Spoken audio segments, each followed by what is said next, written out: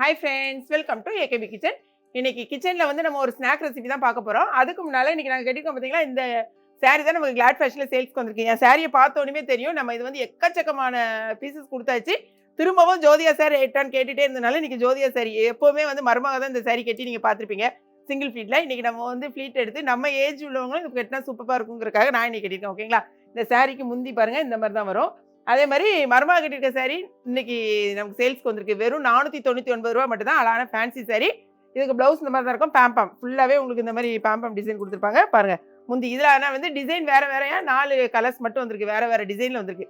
So வேணுங்கிறவங்க இதில் ஒன்று அதில் ஒன்று கூட வாங்கிக்கலாம். என்னங்கிறத பார்த்துட்டு வெப்சைட்டில் தெரிஞ்ச வெப்சைட்டில் பண்ணுங்க. தெரியாதவங்க வாட்ஸ்அப் நம்பருக்கு வாட்ஸ்அப் பண்ணி நீங்கள் ஆர்டர் ப்ளேஸ் பண்ணுங்க. வாங்க வீடியோக்குள்ள போகலாம். ஃப்ரெண்ட்ஸ், இன்னைக்கு நம்ம என்ன பண்ண போகிறோம்னு பார்த்தீங்கன்னா, டக்குன்னு அதாவது வந்து நம்ம நார்மலாக முட்டை வேற என்ன போடுவோம், அந்த பட்டர் அந்த இதெல்லாம் போட்டு தான் நம்ம வந்து கேக் பண்ணுவோம். இன்றைக்கி நம்ம ரொம்ப சிம்பிளாக வீட்டில் இருக்கக்கூடிய பொருளை வச்சு பிள்ளைங்களுக்கு நம்ம ஈஸியாக செய்யக்கூடியதான ஒரு ஸ்நாக், அதாவது ஒரு கேக் ரெசிபி தான் பார்க்க போகிறோம். இதுக்கு நம்ம வந்து ஃப்ளேவருக்காக என்ன பண்ண போகிறோன்னா பாருங்களேன், ஒரு பாருங்கள், இது வந்து கொஞ்சம் ஒரு வார்மாக இருக்கக்கூடிய அதாவது ரொம்ப ஹாட் இல்லை, வார்மாக இருக்கக்கூடிய ஒரு 1/4 டம்ளர் பால் எடுத்துக்கோங்க. காய்ச்சிருக்க பால் தான் எடுத்திருக்கேன். 1/4 டம்ளர் எடுத்திருக்கேன். ஓகே, இதுக்கு ஃப்ளேவருக்காக நீங்கள் என்ன வேணாலும் போட்டுக்கலாம். என்ன சொல்கிறேன்னா, சன்ரைஸு, ப்ரூ எப்படினாலும் போட்டுக்கோங்க, நெஸ்கஃபே எது வேணாலும் நீங்கள் போட்டுக்கோங்க. நான் இன்றைக்கி போட போகிறது ப்ரூ போட போகிறேன். ஓகே, ப்ரூவில் நீங்கள் பாக்கெட்டில் வந்து ஒரு பாக்கெட் 5 ரூபா இருக்கும் பார்த்தீங்களா, அந்த மாதிரி பாக்கெட் ஒன்று வாங்கி போட்டுக்கோங்க. அதில் வந்து ஒரு 2 ஸ்பூன் அளவுக்கு இருக்கும். நான் ப்ரூ வந்து ஒரு 2 ஸ்பூன் போட்டுக்கிறேன்.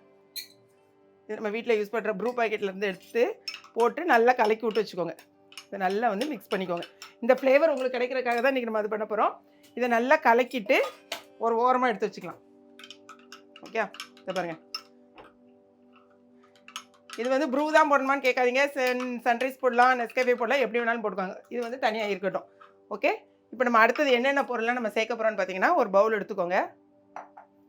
இதுக்கு நான் வந்து இப்போ நான் சொல்கிற அளவு மட்டும் கரெக்டாக வச்சுக்கோங்க. இது வந்து 1/4 கப் எடுத்துருக்கேன்னா, அந்த கப்பு மாதிரிலேயே உங்களுக்கு வந்து மெஷரிங் கப்பு உங்களுக்கு எல்லாமே கொடுப்பாங்கல்ல, இதில் வந்து ஒரு 1/2 கப்பு நான் சக்கரை எடுத்திருக்கேன்.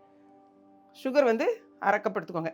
இதுக்கு பதிலாக நாட்டு சக்கரை எடுத்தாலும் ஓகே தான். நாட்டு சக்கரை 1/2 கப் எடுத்துக்கோங்க. நான் இன்றைக்கி வந்து ஒயிட் சுகரில் பண்ணிகிட்ருக்கேன். அதே மாதிரி நீங்கள் முட்டைக்கு பதிலாக நீங்கள் வந்து தயிர் எடுத்துக்கோங்க.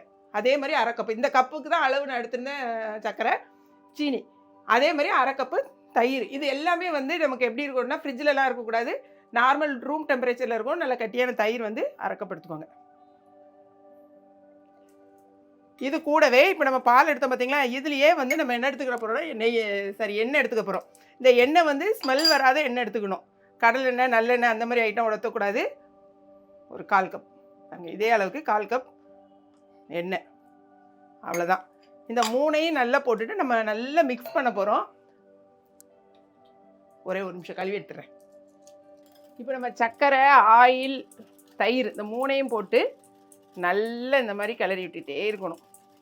ஓகேங்களா, கொஞ்சம் நேரம் ஒரு 5 நிமிஷம் நல்லா போட்டு இருப்பாங்க. ஏன்னா நமக்கு போட்டிருக்கோம் பார்த்தீங்களா, இந்த சர்க்கரைலாம் நல்லா இந்த மாதிரி விஸ்க வச்சு ஒரு 5 நிமிஷம் நல்லா அடித்து எடுத்துக்கோங்க. ஓகேங்களா, இப்போ பார்த்தீங்கன்னா உங்களுக்கு எல்லாமே நல்லா அந்த சீனி எல்லாமே கரைஞ்சிருக்கும். இந்த ஸ்டேஜில் இதை அப்படியே வச்சுருங்க. வச்சுட்டு நம்ம சைட் பை சைடாக நம்ம ஒன்று பண்ணிடலாம். நான் இன்றைக்கி வந்து அடுப்பில் தான் செய்ய போகிறேன். ஸோ கடாய் வந்து எடுத்து வச்சுக்கோங்க. நல்லா திக்கான ஒரு கடாய் எடுத்துக்கோங்க. நீங்கள் வந்து இது கீழே உப்பு போடுறதா இருந்தாலும் உப்பு போட்டுக்கோங்க, சால்ட்டு. நான் இன்றைக்கி எதுவுமே போடல. போட்டாட்டாலும் பரவாயில்ல, ஒன்றும் தப்பு கிடையாது. ஏன்னா இது வந்து நான் யூஸ் பண்ணாத ஒரு கடாய் தான். இதில் வந்து நீங்கள் என்ன சொல்கிறது, ஒரு ஸ்டாண்ட் மாதிரி ஏதாவது போட்டு வச்சுக்கோங்க. போட்டுட்டு ஸ்டவ்வை வந்து முதல்ல ப்ரீ ஹீட் பண்ணுறதுக்கு வச்சுக்கோங்க. கொஞ்சம் நல்லா ஸ்டவ்வை சிம் பண்ணிவிட்டு மூடி போட்டு இந்த மாதிரி மூடி வச்சுருங்க. இதில் தான் நம்ம வந்து வைக்க போகிறோம். நம்ம ட்ரேயில் வந்து வைக்க போகிறோம். அப்படி இல்லைன்னா ஒரு பிளேட்டில் கூட வைக்கலாம். நான் வந்து வைக்கிற குட்டி ட்ரேயும் இதை வச்சு பார்க்குறதுக்கு. அடுத்தது நல்லா மூடிட்டோமா. இப்போது எப்போவுமே நம்ம வந்து மாவை ஜலிச்சு தான் உள்ளே போடணும். அப்படின்னா தான் நமக்கு நல்லா மிக்ஸ் ஆகும். இப்போ இதை மட்டும் எடுத்து வச்சுக்கலாம். இப்போ வந்து மெஷரிங் கப்புக்கு 1 கப்பு மைதா மாவு எடுத்துருக்கேன். ஓகேங்களா, மைதா மாவை போட்டுக்கோங்க. இதில் கோதுமை மாவில் செய்யணுன்னா கூட நம்ம செஞ்சுக்கலாம், நீங்கள் செஞ்சுக்கலாம். இது வந்து இந்த சின்ன குட்டி ஸ்பூனுக்கு 1 ஸ்பூன் வந்து நம்ம பேக்கிங் பவுடர் எடுத்துருக்கேன், அதை ஆட் பண்ணிக்கோங்க. கூடவே குட்டி ஸ்பூனுக்கு ஒரு 1/2 ஸ்பூன் வந்து பேக்கிங் சோடா. பேக்கிங் பவுடரும் போடணும், கட்டாயமாக சோடா போடணும். அப்போ தான் உங்களுக்கு சாஃப்ட்னஸ் வரும். போட்டுட்டு நல்லா மிக்ஸ் பண்ணிடுங்க. இந்த மாதிரி பண்ணி தான் நீங்கள் வந்து செய்யணும். அப்போ தான் கரெக்டாக வரும். ஓகே, இப்போ நல்லா திரும்ப வந்து விஸ்க் வச்சு நல்லா கலரி விடுங்க.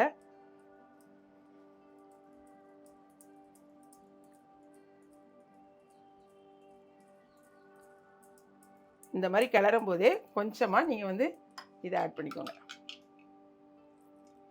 நம்ம ஏற்கனவே ஊற்றி வச்சுக்கோங்க பார்த்தீங்களா, தேவையான அளவுக்கு. கொஞ்சம் பவுல் வந்து பெருசாக எடுத்துக்கோங்க, எனக்கு டக்குன்னு கலர முடியாத அளவுக்கு குட்டி பவுலாக எடுத்து வச்சுட்டேன். இது நம்ம ஊற்றி வச்சுருக்கேன்.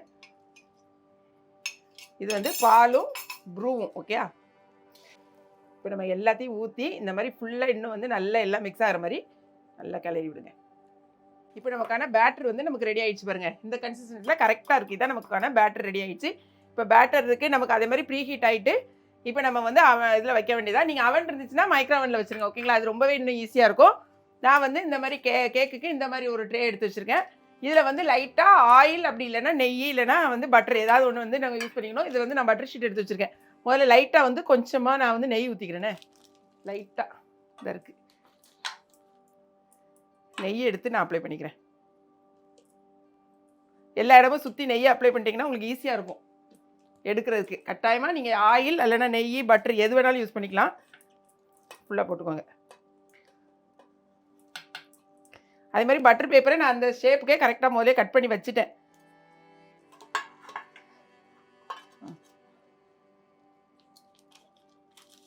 இப்போ வந்து போட்டாச்சு.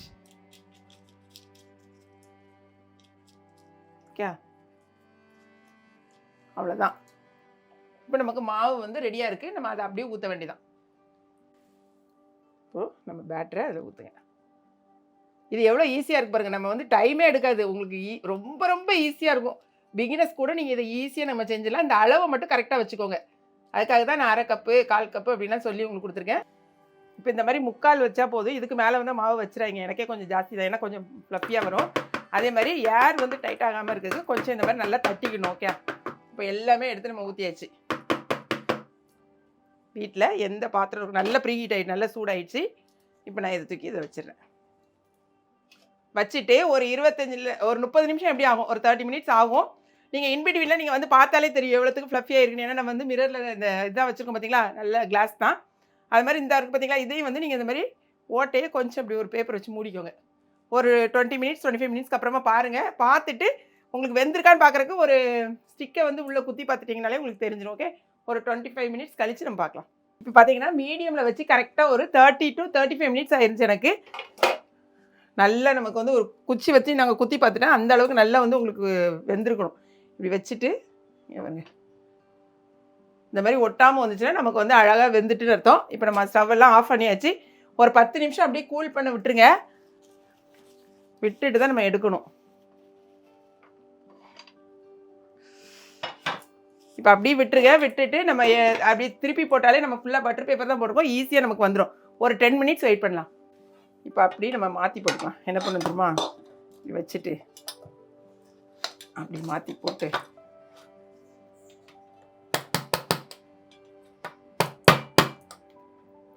இப்படி நம்ம வந்து எடுத்த உடனே டக்குன்னு வந்துடும் பாருங்க. அவ்வளோதான். நம்ம பட்டர் பேப்பர் போட்டுக்கோ பார்த்தீங்களா,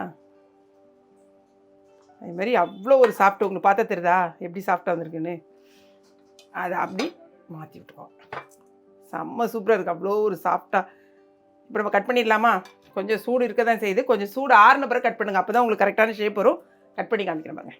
இப்போ பார்த்தீங்கன்னா ஒரே ஒரு பீஸ் மட்டும் நம்ம போட்டு எடுத்துருக்கோம். மீதியை கட் பண்ணிக்கலானே. பையன் வந்து பிறகு கட் பண்ணி தரேன்ட்டாங்க பாருங்க. எந்த அளவுக்கு உங்களுக்கு ஒரு சாஃப்டாக இருக்குன்னு பாருங்கள். அதை கையில் வைக்கும் போதே உங்களுக்கு அவ்வளோ ஒரு சாஃப்டாக இருக்கா.